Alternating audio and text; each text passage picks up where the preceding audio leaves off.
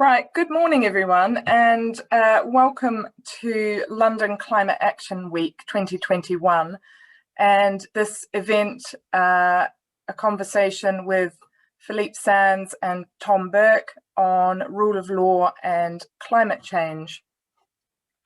We're really pleased that you could join us. We see this as a really important conversation, and as part of London Climate Action Week, you're joining tens of thousands of others in this important week where we seek to harness the power of London for global climate action. I'd like to briefly introduce Philippe and Tom and tell you about what we're going to do today, and then we will dive into the conversation. Philippe is a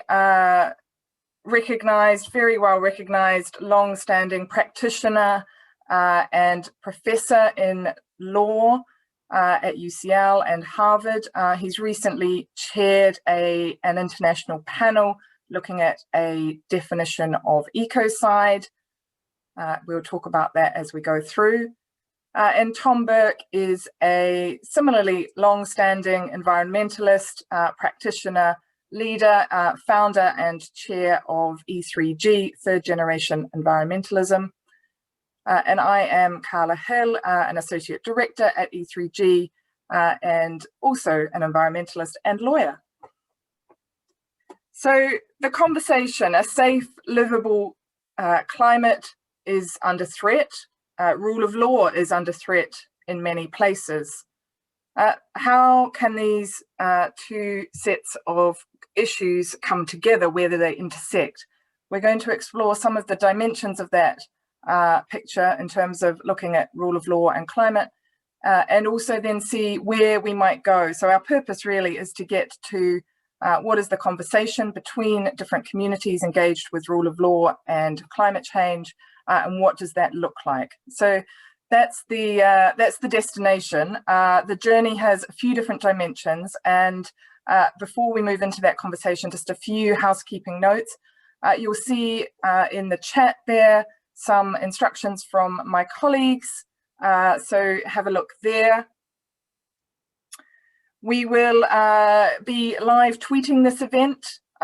If you would like to join the conversation on Twitter, it's hashtag LCAW LCAW 2021.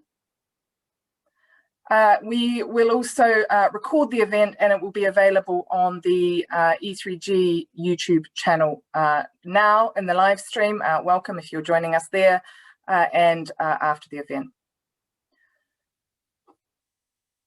We will also have time for some questions from the audience via the Q&A function on the webinar later. So feel free to make a note of any questions, and we will open that up and take your questions later. So to the conversation, Philippe, I'd like to turn to you first, and really to start with, so rule of law and climate change, what have they got to do with each other, and really what happens to rule of law in the face of climate change? Firstly, I mean, the rule of law governs all human activity from my perspective at the national level and at the international level. In relation to climate change, it became an active engagement only right at the end of 1989. I was actually yesterday with an old friend and academic, Dan Bodansky, who's written extensively on climate change, some wonderful pieces, and we were reminiscing back to our start in this area. I was at the Second World Climate Conference in 1990 and heard Margaret Thatcher address the need for an international convention to deal with climate change. That was amazingly more than 30 years ago. And at that point, in a formalized sense, the process of an interconnection began. And reasonable people will agree or disagree as to how much progress, if any, has been made over the last 30 years. But the rule of law implies the idea that human activity that has impacts for our climate system is subject to certain limitations in our rules of positive law, whether they are domestic law, conventional law at the international level, or possibly customary international law. It might be in relation to tort, it might be in relation to civil law, it might be, as ecocide as an idea gets off the ground, the criminal law.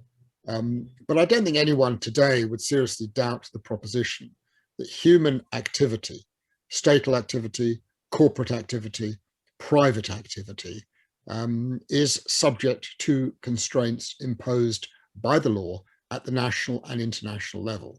Where reasonable people disagree is the direction of travel going forward. And I think that is now the debate. What does the rule of law mean in practice in relation to climate, not whether there is a rule of law? Thank you, Philippe. And I think we'll pick that up. Tom, I just want to spend a little bit of time, and Philippe, I'm interested in your thoughts also. Tom, in your recent speech to UKLA, the UK Environmental Law Association, you talked about feeling shocked at some point when this sort of esteemed legal community in London said that, yes, of course, the rule of law is under threat. Why were you so shocked, and what do you understand by that? Yeah, I should explain. I'm not a lawyer, so at this occasion, a friend of mine, Richard McCrory, who was the first professor of environmental law, had invited me to a bencher's dinner. It was about 4 or 5 years ago. These are one of the formal dinners in the Inns of Court. And I went. It was kind of a very interesting thing for me to go and see the legal establishment at play, as it were. But what really shocked me was there was a conversation over the table at dinner between quite a lot of quite distinguished senior lawyers, all talking about what was happening to the legal system in Britain. So they were talking about the impact of cuts, the way in which the courts' times were being reduced, how long it was taking for people to get justice, the way legal aid was being, that shocked me, because it had never occurred to me. I've been involved in the environment for at least as long as Philippe, and involved in these issues, and I've just always assumed that the job was simply to extend the rule of law over the uncolonized area of the environment. It had never occurred to me that the rule of law itself was under threat. And what's happened subsequently is I've begun to see, not just in terms of are people simply investing enough, which is what I thought at the time, that if this was a correctable error, as it were, people were just not understanding the importance of investing in the rule of law. What I began to see over the last 3 or 4 years in particular, and take notice of, was that there are people who really are systematically attacking the rule of law. So we saw this in Britain when there was outrage at the idea that the law should constrain what the government wanted to do.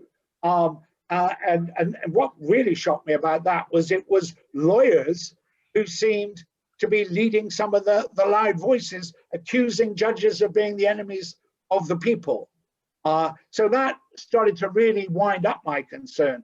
And the one thing I'm very alert to, having worked on climate change literally since being in the room when the Framework Convention on Climate Change was signed, what's concerned me is if climate policy fails, there will be chaos, social chaos, political chaos, economic chaos. And in that chaos, the rule of law will cannot survive. So there seemed to me to be quite an interesting and important interaction between those people who, as lawyers, want to see, or not just lawyers, I mean, as citizens, want to extend and protect the rule of law, and those people who, as environmentalists, are very focused on protecting the environment, in particular climate change. And I can't see much of a conversation yet going on between those two communities, hence my speech.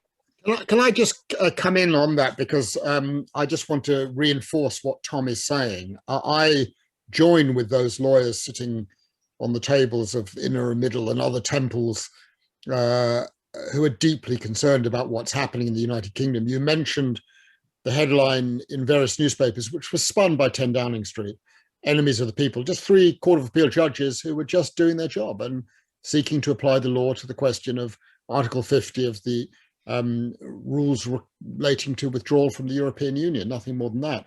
But it goes beyond that. And I just want to be very careful. I'm not here making a party political point.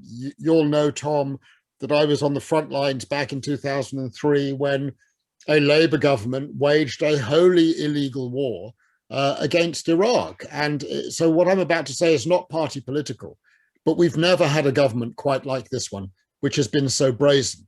In 2003, the then government at least tried to make the argument that the use of force in relation to Iraq was lawful. It was a misconceived argument, but at least they tried to frame it in that way and go beyond paying just lip service to the rule of law. This current government doesn't even do that. Let me give you two examples. Firstly, this is the first time, as far as I know in history, last autumn, that a government has laid before Parliament a bill which on its face violates a treaty obligation of the United Kingdom. This is in relation to the Northern Ireland Protocol on the Brexit withdrawal agreement. That has never happened before. And secondly, and I disclose an interest because I'm counsel for Mauritius in the proceedings at various international courts on the territorial sovereignty of Chagos, the British Indian Ocean territory claimed by the United Kingdom, Britain's last colony in Africa. The International Court of Justice gave an absolutely decisive and basically unanimous decision in 2019 that Chagos belongs to Mauritius, not the United Kingdom. And a Tribunal for the Law of the Sea judgment binding in January of this year ruled the United Kingdom has no claim to the Chagos archipelago. What has the British government done? It has stuck two fingers up at both international tribunals and the General Assembly resolution. This is just utter lawlessness on the international plane by the British government. And so if we ask the question, what is the genuine commitment of the United Kingdom to addressing climate change through international rules, I would say you cannot trust this government at face value for what it says is its commitment. Now, I hope it changes. I hope future governments, be they Conservative, Labour or other, will genuinely embrace a rule of law approach. But this lot, I would not trust them further than I could throw them. And you see that clearly in a decision, you know, to mouth off on all the importance of COP26 on the one hand, and then give the green light to a new coal field in Cumbria in the same breath. I mean, it's absolutely staggering. Thanks, Philippe, and thanks, Tom. Tom, did you want to respond to that? And then Tom, I want to come in also on the next bit of the conversation is then, I mean, Philippe's kind of led in with it of why do we need the rule of law to respond to climate change and to make the kinds of transitions that we need to make, the sort of whole economy, whole society piece? Precisely because of that, it is the biggest ever change in the way societies do things that humanity's ever tried. The consequences of failure of that attempt are enormous, and we're getting our preview of that looking at what's happening in Canada at this moment. If you don't like climate change, the trailer that we're seeing in Canada, you sure as hell won't like the full movie when it comes. And what the science is increasingly telling us is that we won't, that the change that we're precipitating is happening faster than we thought, and the consequences are more dramatic. So in a way, if we're going to pull societies together, both inside nations and between nations, we have to have confidence in what everybody's going to play their part. Now that's, in effect, I'm not the lawyer to articulate it in the correct way, but in effect, that's what the law does. The law gives you confidence that other people will play their part. People do not obey the rule of law by and large, even ordinary criminal law, because they're afraid of getting caught. What they do is because there is a deep cultural commitment to doing it, as we saw with COVID in this and many other countries. People obey the rules because they see the value of it. And I think that's the piece that you have to buttress that. And simply, if you like, what we do when we make laws is encode that behavior that's in all our interest to share.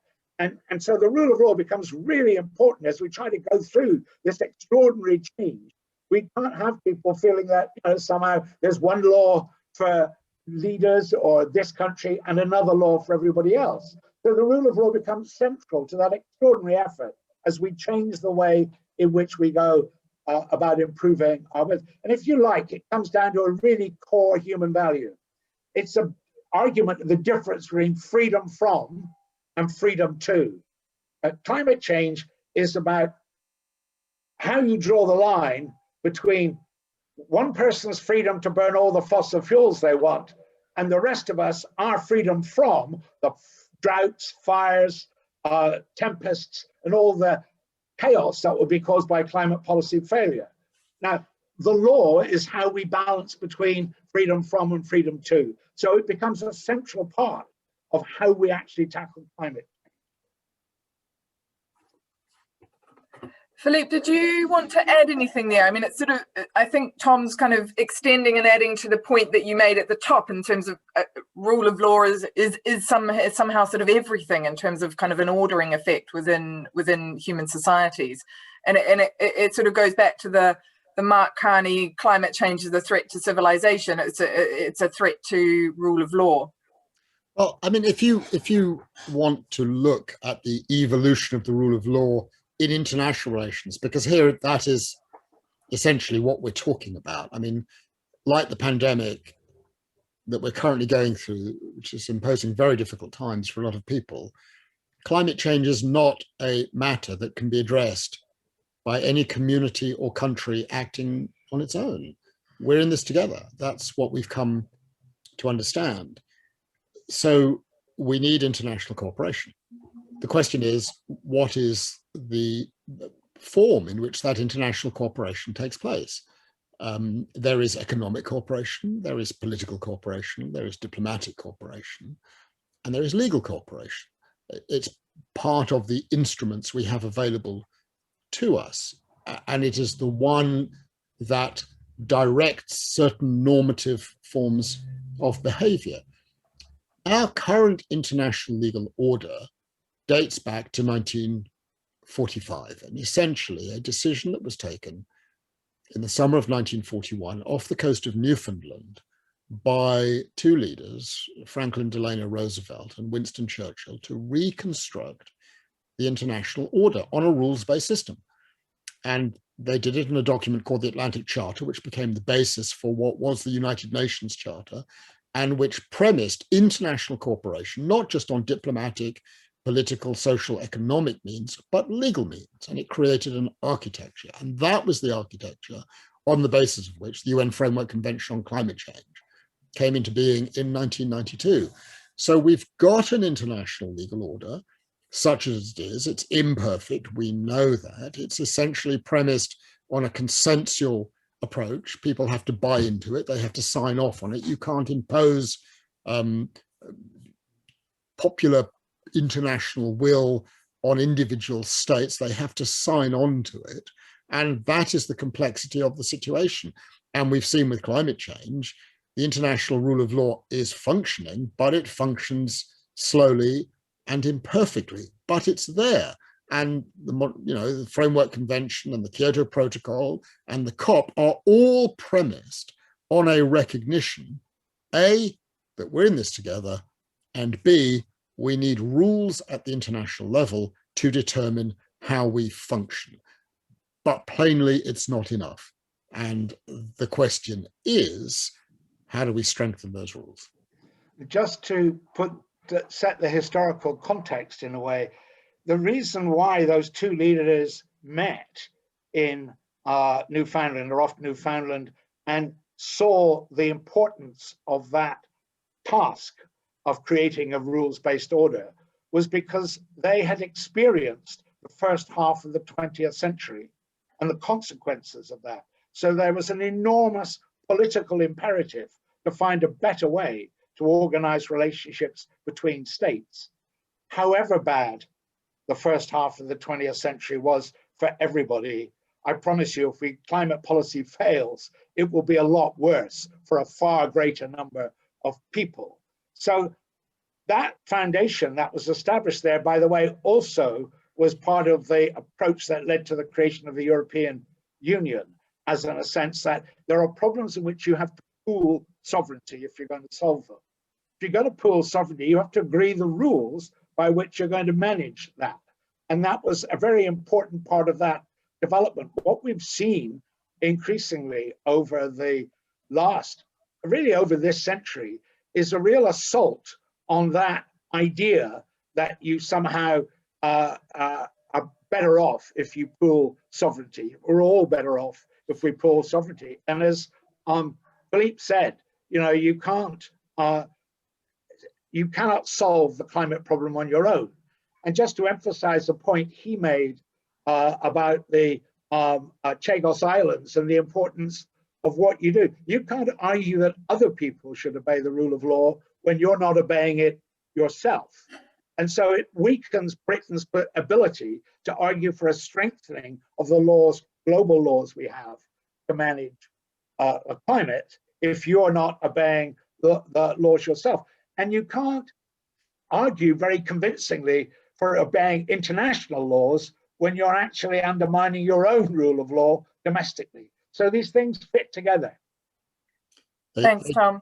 They do indeed. I mean, just anecdotally on the Atlantic Charter, summer of 1941, it is a wonderful text because in a curious way, FDR really pulled the wool over the eyes of Churchill. I mean, what the Atlantic Charter essentially is an instrument by which the Americans persuaded or caused the British to commit to doing away with their empire.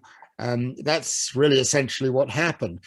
And as many of you will know, just a couple of weeks ago in Cornwall, President Biden and Prime Minister Boris Johnson signed a new Atlantic Charter.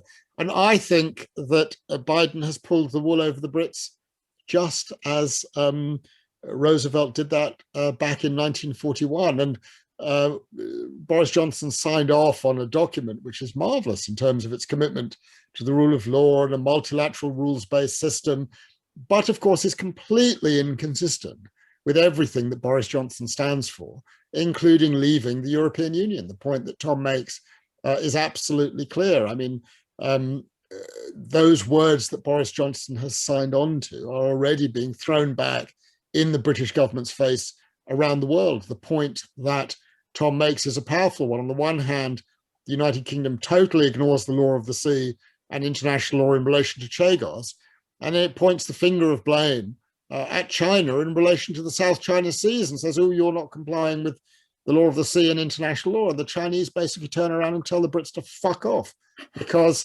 basically there is utter hypocrisy on the side of the United Kingdom. And that is deeply relevant to what's happening with the London Law Week this week, because the United Kingdom positions itself as the country par excellence as committed to the rule of law. And I'm very sorry to say that right now in the United Kingdom, that is a nonsense. And for London to position itself in that way, frankly, is a disgrace, because it is becoming a serial violator of the international rule of law. And let us be honest about that and not pretend otherwise.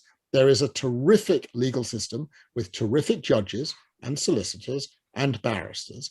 And there is a government right now that is hell-bent on dismantling it, limiting judicial review, limiting the scope of Britain's involvement in Europe and in global institutions, possibly even pulling out of the European Convention on Human Rights. So let us be honest about what is going on. There is a total dismantling by the United Kingdom of its historic engagement to an idea that it invented in 1945, the idea of the international rule of law. And it is supported by many people, and it is supported by many newspapers. Thanks, Philippe.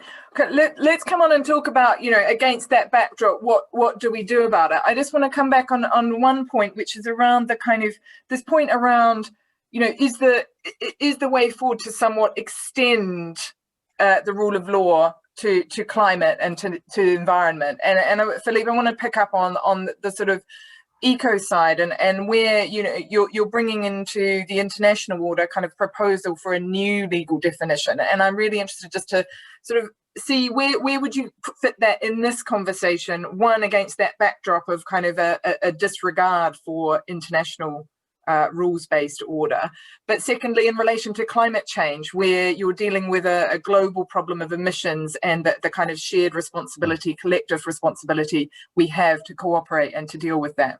Sure. Well, let me turn to that. But can I just say, just looking at the Q&A, how fascinating to see a little note from Patrick Alley, who writes, just a snippet of interest. My father was a cipher officer on HMS Prince of Wales, the ship that took Churchill to Newfoundland for the Atlantic Charter in 1941, encoding Churchill's messages. I would love to know, Patrick Alley, whether there is any record. Did your father keep a note? Did he write about it?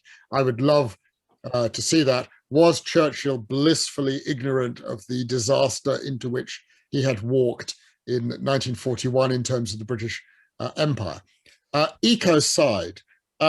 So last week, we, as a group of 12 lawyers working with the Stop Ecocide Foundation, unveiled a definition of the crime of ecocide for consideration as being the basis for a possible amendment to the statute of the International Criminal Court. A word here, since 1945, there have been 4 international crimes, and they're all anthropocentric. They deal with the well-being of the human being, of individuals and groups. Crime of aggression, war crimes, crimes against humanity, and genocide. And the idea of ecocide is the 5th crime, and it's different from the others because it's not focused. This is key in answering your question, Karla, on the well-being of only human beings, but on the well-being of the planet, of the environment, of our ecosystem. And what we agreed by consensus, which I'm very pleased to say because it's a broad spectrum of views, the group of 12, for the purpose of this statute, ecocide means unlawful or wanton acts committed with knowledge that there is a substantial likelihood of severe and either widespread or long-term damage to the environment being caused by those acts. And then we've given a series of definitions. I won't bore you with them now, but we can come back to them later on if necessary. Does it encompass climate change? Absolutely, it encompasses climate change. Does it explicitly encompass climate change? No, it does not. Why not? So in the group, we had a long and very significant debate on whether we should list different acts or harms. And in the end, the view prevailed, and I have to say I supported the view that prevailed, that we should not list particular acts or particular harms, because if you start listing things, you will leave other things out. And by leaving them out, you leave the unfortunate impression that somehow harm of that kind or acts of that particular kind are okay and are not caught. And I don't think anyone in the world can come up with a complete list of all human acts that could possibly be caught. But there was a second reason, speaking personally, I didn't want to mention climate change. The moment you explicitly link climate change with the crime of ecocide, the ecocide proposal is dead, because governments will say, look, we haven't spent 30 years trying to negotiate rules under the Framework Convention on Climate Change to come and have these characters come along, you know, on the side and draft some new law on international crimes on protection of the environment and criminalize all these things that we've been saying that we can do. There's a debate to be had on the relationship between this definition and certain acts. And then there's a third element. The reality is each and every one of us contributes to climate change. You do, I do, we all do, everyone on this call does. So what, are we all criminals because we commit acts that contribute to climate change? Of course, we're not all criminals. The question becomes, how do you draw the line? How do you determine when an act crosses a line into potential criminality? And that is a really difficult question, actually, and not a question that one can answer briefly or in a legislative text. Ultimately, it will be for prosecutors and judges to form a view as to whether the adopting of an act which is either unlawful or wanton, reckless, with disregard to the environmental consequences, taking into account potential economic and social benefits, does that cross a line? That's a very, very tough question. where one draws that line. And just to put it in very practical terms, this is concentrating my mind a lot. So one part of my legal practice, I do a lot of boundary disputes, particularly for developing countries around the world, in Africa, in South America, and other parts of the world. I'm acutely aware that those boundary disputes are wanting to be resolved in the maritime areas precisely to enable exploration and possible exploitation to take place, including in relation to fossil fuels. So the question arises, by participating in such efforts to delimit maritime boundaries where you know that is part of the purpose, am I contributing to climate change? The answer to that, presumably, is yes. Is my legal advice in making that happen, whether as counsel or arbitrator or international judge, engaging in an act which is lawless or wanton? Well, reasonable people will disagree. Some will say, yes, it is, and I shouldn't be doing that. And I think the simple point is that each and every one of us have to ask ourselves these tough questions. Are there some cases that I will no longer do as counsel, because to do so not necessarily exposes me to the risk of prosecution for being a climate criminal, but which I shouldn't be doing because it's not for the greater good? Or do I carry on doing that stuff because I'm conscious of it, and because by doing it, I'll be in some way able to influence the decisions that are taken in the future to limit emissions of greenhouse gases? These are really tough, complex questions, but they are questions of individual responsibility for each of us. But they can't just be questions of individual responsibility. The common law develops, in a sense, the way human beings develop generally, by trial and error. You make mistakes, you try to correct them, you create, as it were, norms of behavior, and you codify those norms. And that's the way in which we've developed law. And that was fine when you weren't dealing with irreversible consequences. That's not good. So we need, and Philippe put his finger on a very important point. What do you do when the villain and the victim are the same person? So we need to do some innovation and invention in legal concepts to deal with the fact that we have to cope with irreversibility. We have to cope with intergenerational questions and intergenerational equity that we're not going to solve by trial and error and the normal ways in which we advance law. So there's some real challenges, not just to lawyers, but to legal thinkers about exactly what are the concepts we need to address not just climate change, because climate change is just the most urgent and most immediate of a set of major existential environmental problems, including the perturbation of the nitrogen cycle, for instance, what's happening about persistent organic pollutants and the buildup, and you can go down a list of those things, all of which involve these questions where the offense is caused by the collective action of lots of individuals. It's not, and they are also the victims of their collective thing. So that's a challenge to legal concepts, as well as it is a challenge to politicians about how do you, if you don't have the concepts, the legal concepts, how do you create the rules by which you would apply those arbitrations of those sort of complex things? Otherwise, you're left in the position Philippe found himself in, of leaving it down to individual conscience. And I don't think 8 billion of tech-enhanced people are going to manage their future, in a sense, on the basis of some happy alignment of individual consciences. Thanks, Tom. I wanted to bring in exactly the kind of extension of the rule of law also requires us to think about maybe some new concepts that might be missing in the international system or in our domestic systems. And I think ecocide may be one of those, and Tom, you've mentioned some others. But it also, as we sort of move on in the conversation, and we'll pick up some of the questions that are coming through in the Q&A. Thank you. It's also, you know, what is some of those things have to be invented before we feel the worst effects, and you know, that's perhaps the difference that we face compared to, you know, those moments last century. How do we instigate that sense of urgency and purpose? And I suppose, Tom, maybe to land it in this conversation, what is the conversation that we need to have, or the action that we need to have between environmentalists and lawyers? Well, yeah, and let me roll back the question you're making to where we were, in a sense, at the beginning of my sense of bafflement that anybody was attacking the rule of law. What we're discussing now is how do you extend not just the application of law, but the legal concepts that we require, that we're going to need to deal with the kind of future we're committing ourselves to. And my sense is there's very little awareness in the environmental community about this issue. So you have, if you have lawyers talking about the rule of law, the kind of broad response is going to be, well, they wouldn't they? I mean, so we're missing a voice in this debate.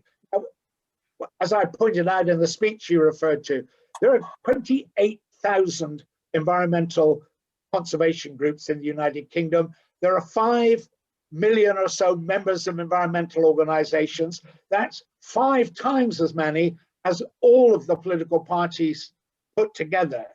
And they are not punching their weight on these issues. And they need to do more and get involved in these issues.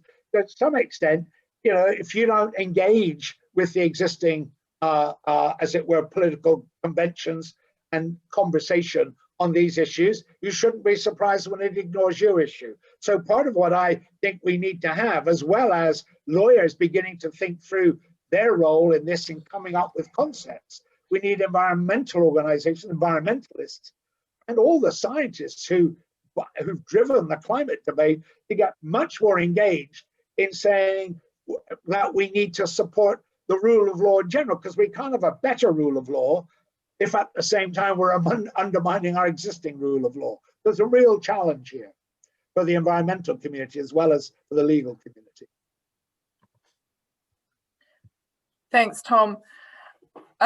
Philippe, I want to start to open it up to questions, and one that's there that was also on my mind, and I'm interested in your thoughts, is around climate litigation. And obviously we've seen, just sort of many decisions and cases emerging in the last few years, and even in the last weeks in the Netherlands and Germany and elsewhere. And I'm just interested in how you see that interacting, and how would you position that as a dimension of rule of law and climate change?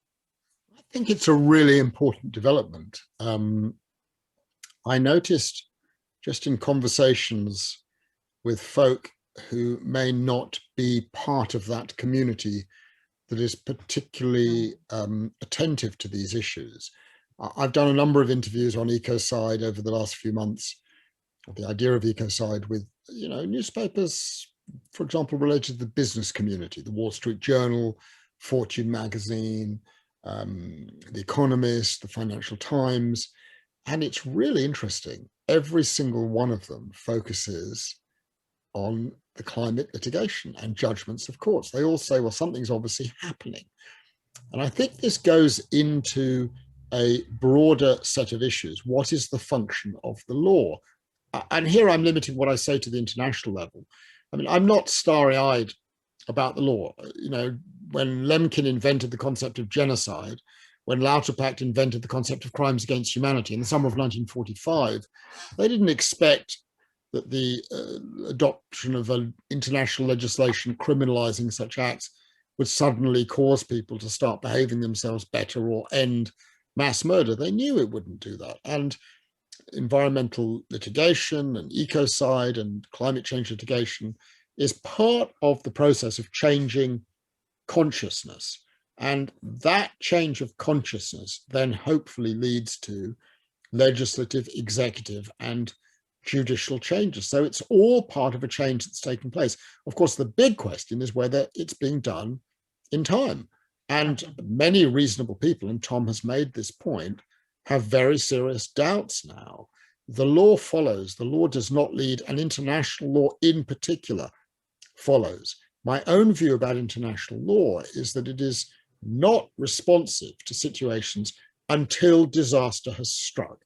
If you ask me what are the big moments in international legal change and consciousness, I think of 1815, Congress of Vienna, 1919, the Treaty of Versailles, 1945, in the face of imminent disaster, I'm thinking of the Montreal Protocol on ozone depleting substances, which at least proves that in certain discrete circumstances, it is possible to act. Things happen, but the examples are few and far between. And my fear is that it is only climate disaster that will finally cause us to do what is necessary. That's what history shows us. We cannot prevent, but we can respond once it has happened on the international legal order. So what Philippe is doing, and I think quite correctly is saying that this is a problem for politicians. Politicians will need a lot of help from lawyers in doing it, but at the end of the day, this is a problem that only politicians can resolve. You have the whole history that he recounted was very interesting, because it was the memory of disaster that drove the adoption of new legal norms, new international relations norms. We can't afford to learn to count on learning from climate policy failure. Climate policy failure is an irreversible act, which is exactly what was meant by scientists saying that this is an existential threat, not so much to human beings. Human species might survive, but civilization won't survive. It's what Mark Carney meant when he said exactly what he said was, and it was very discreet in what he said. He said, climate change is an existential threat to macroeconomic stability. And most people don't stop to think of what macroeconomic stability means. Well, the example we had of a threat to macroeconomic stability, which was nothing like existential, was the financial crisis in 2008. And we didn't like that very much, and we recovered from it. So what Mark Carney has done, by the way, which is hopeful in the sense of getting ahead, he has, what the central bankers have done is set out to rewrite the rules by which capital is allocated. That's an enormous round of hope, because if we're going to make the energy transition, we're going to have to shift the way in which we currently allocate capital completely differently. And he set out at least to change those rules. So it's not beyond us, with the right sort of stimulus and the right leadership, to think of the kind of things we need to do to meet this problem, so we avoid having to learn the hard way, which is what Philippe's, in a sense, a kind of history was, how do we learn the hard way? And he's absolutely right. The law follows, it can't lead. The politicians have to lead. Thanks, Tom. And thanks everyone for the questions. I'll try to sort of group them and put them to Tom and Philippe, and make sure we continue in the conversation sort of format. And there's a few questions, a couple of groupings. One, there's a few questions around Ecocide, and we will also share a link. There's a further event this week specifically on Ecocide. So if we don't answer all your questions, there will be another event, and we will share details for that shortly. There's a number of questions on the sort of the rule of law, and you know, from Ana Barrera in Madrid. Rule of law is not only in danger in the UK. What about, you know, Spain, Poland, and the trend of undermining of independent judiciaries, but also of climate litigation emerging, and how can the rule of law respond there?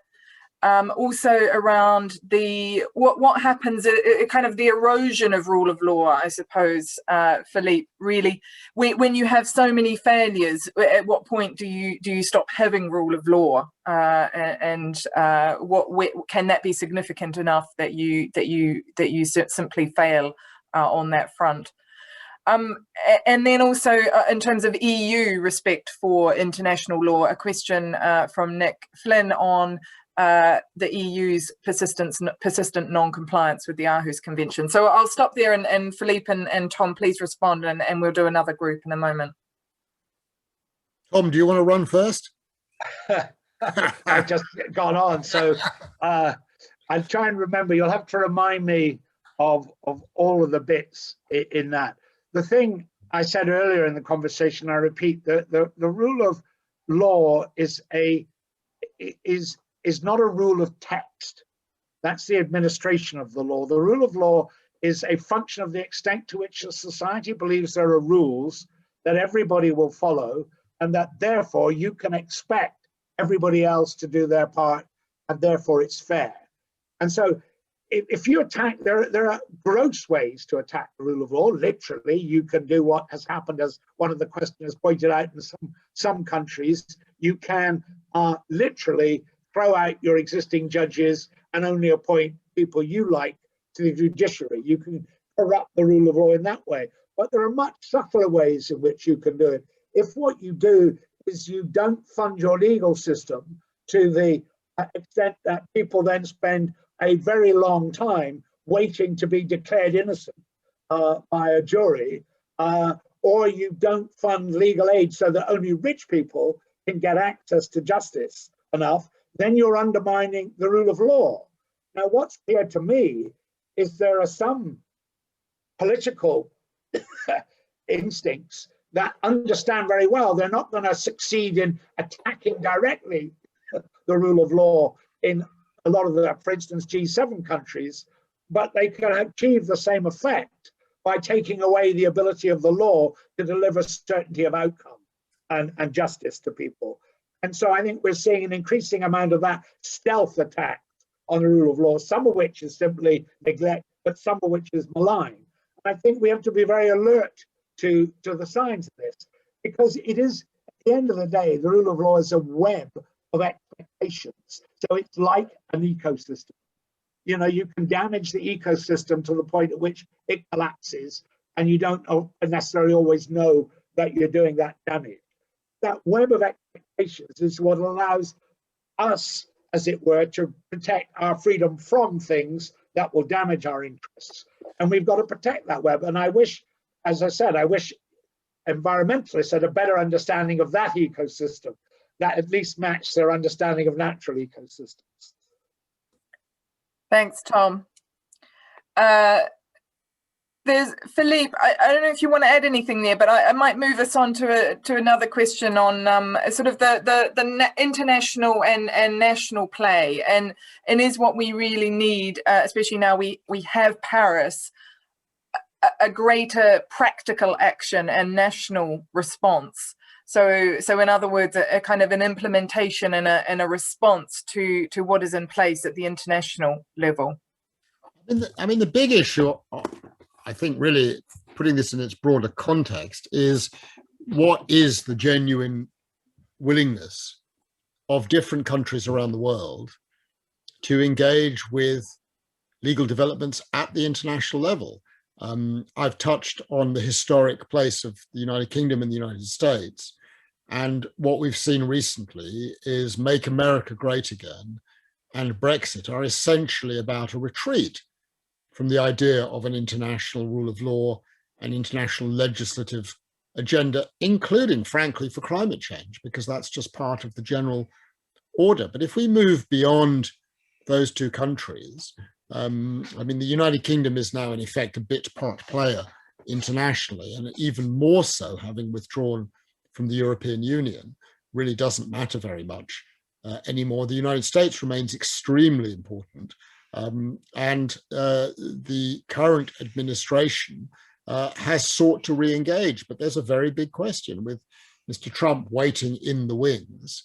How sustainable is that engagement over the long term? There must be doubts about that.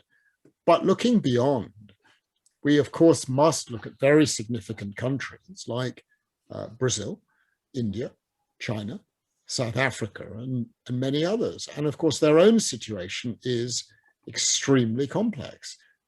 China has engaged with the international regime on climate change, whilst at the same time embarking on a raft of new projects to develop coal fields and coal mines, flatly inconsistent with a serious commitment. India too, I mean, faces tremendous poverty, and the issue of climate change is to be balanced with the need to feed and look after the well-being of a huge population. In Brazil, a country that has historically played a very significant and positive role on developing a climate change rule of law, currently has a president who thinks climate change is a nonsense and is perfectly happy to destroy the entirety of the Amazon in the name of economic growth.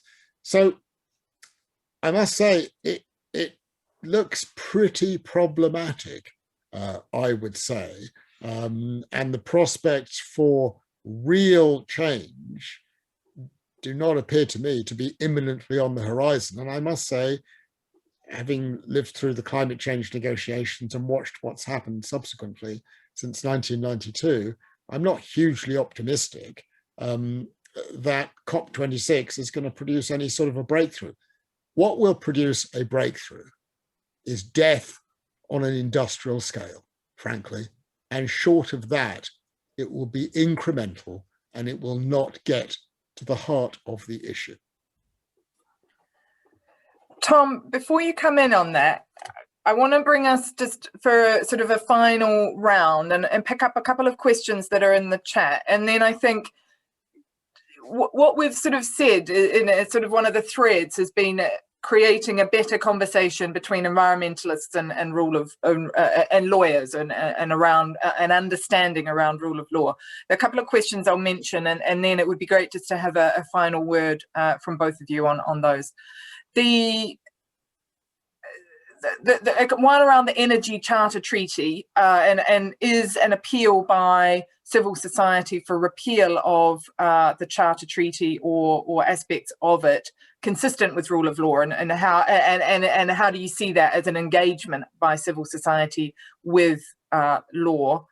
And secondly, around ecocide, clearly there's a huge community of activists and supporters around the ecocide concept, and it's a really vivid example of an interaction between environmentalists and a call to action around a piece of law. So just how do we see those two examples quite differently, and how do we take that forward from this conversation?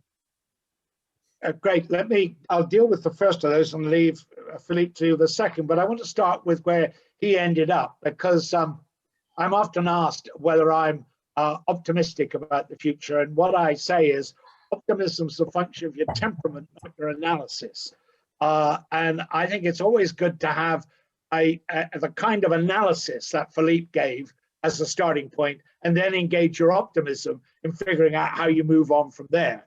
I think moving on from false ground is a bad idea, because it's not likely to get you where you need to go to. So even if it's a very bleak place with not very many options looking forward, you've still got to look at it. One of the things I think is interesting, and it connects back to something Philippe said very early on about the law as a constraint on behaviors, and he's right about that.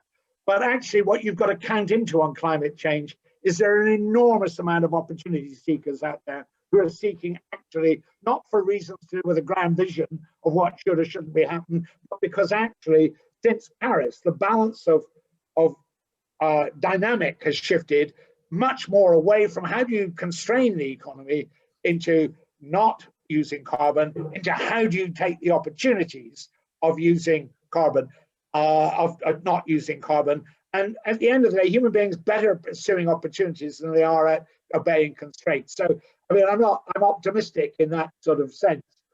I saw the question on the Energy Charter Treaty. Look, treaties are treaties, they're law. The whole point of democracy is so that you are able to change laws that are either outdated or you disagree with. So I'm completely in favor of people arguing against the Energy Charter Treaty, which is outmoded in its constraints and actually in quite fundamental ways undemocratic. I'm totally in favor of people arguing against that, and I'm completely in favor of governments withdrawing from it. That's your right under any treaty to do that. So I don't think that's a challenge to the rule of law at all. Thanks, Tom. Philippe. Can you remind me what the... Yeah, so I think let's, we're drawing to a close, and I think I'm really interested in your perspective, having engaged on ecocide, and there's a question around, that's a really vivid example of activists and lawyers working together. How do we broaden that conversation out and make that meaningful? Well, I think each of us must do our bit. I mean, like Tom, actually, I tend to be an optimistic person. In the sense that I do believe that ultimately the course of history is a rules-based one, which will eventually, over time, come to fruition, hopefully in a reasonably positive way. Part of my optimism is premised on conversations that I used to have many years ago when I was a young research fellow up at Cambridge University, and I would have lunch occasionally with the professor of English legal history, Sir John Baker, and he'd ask me what I was working on in international law. He was is a curious person, and I would tell him what I was doing, and he'd pause and reflect, and he'd say, "Ah, yes, Philippe, we had a similar problem in English law in about 1472. It took 270 years to sort out." And that's how international law is. You can't expect for a moment a revolution to take place in 1945. The idea of a rules-based system, individual rights, group rights, and so on and so forth, courts being set up, to be adopted and magically for it to have its impact. It's a long game. The challenge for us on this issue is that we don't have time, and we don't know precisely what the consequences are going to be and who is going to feel them the most. And that is a real concern. One has the sense that, folk in London are going to do rather better on the outcome than folk in Timbuktu, and that is deeply troublesome. So the question is, recognizing that we are in it together, that the consequences are unknown, what more can be done about it? And I suppose each of us does our bit. So when the folks from Stop Ecocide Foundation got in touch in November and said, "Would you be willing to consider this?" I said, yes, because I, like Tom, like you, like everyone I'm assuming who's on this call, wants to do their bit. What was fascinating for me when a newspaper ran that this was originally happening last autumn, I have 3 children and in their 20s, and they're very supportive of what I do, but basically they think it's boring and useless and dull. And I happen to think that what I do is not boring and useless and dull, but they do. And this was the first time when a newspaper ran a story that there's this group that's going to be involved in coming up with a new crime of ecocide, a definition, that all 3 of them wrote a little WhatsApp or text message, I don't remember, and just said, "Oh, Dad, finally you're doing something useful." And I thought that was interesting. And I think there's a generational thing here. And I think my generation, our generations, must be attentive to what the younger generations really want us to do. And we have to recognize that we have not delivered, we have failed, and we have to listen to that generation. And I think that's where we have to take our cue from. I want to involve that generation more in what we do. And in law, that's difficult because those folk, bright and fabulous and energetic and idealistic as they are, haven't yet integrated into the legal community. So one of the things I'm interested in is how do we channel the energy of that community in the definition, the application, and the enforcement of a rules-based system. That's what I'm very interested in, which is part of the reason why I think we have to widen the discussion, and lawyers and international lawyers have to do a better job about mainstreaming and talking to others than ourselves on these issues. And we have to see climate change as a way of avoiding the lessons of history. Climate change is exactly an issue that we can use, as it were, to drive forward all those improvements, acceleration of the dynamics Philippe was talking about, because it's a problem that people are already experiencing. It's not a future problem. The science is validated in the minds of the public, which is why we saw Extinction Rebellion and Greta Thunberg. The public has got it. What we need to be doing now increasingly is using the fact that the climate is changing and people get it to drive forward the kind of acceleration that Philippe was talking about that's needed in order to improve international processes or domestic processes. So it's turning things on their head and exactly connecting to the younger generation who've got much more stake in the future than either Philippe or I have.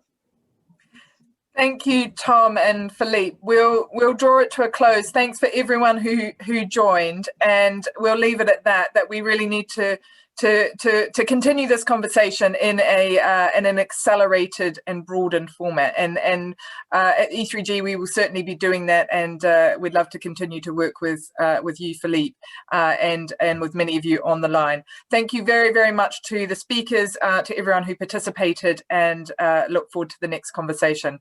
And join some more events at London Climate Action Week. Thank you, Karla. Thank you, Tom. Great to be with you. Philippe. Yeah, great. It's good. Great conversation. Thanks, everyone. Bye-bye. Bye.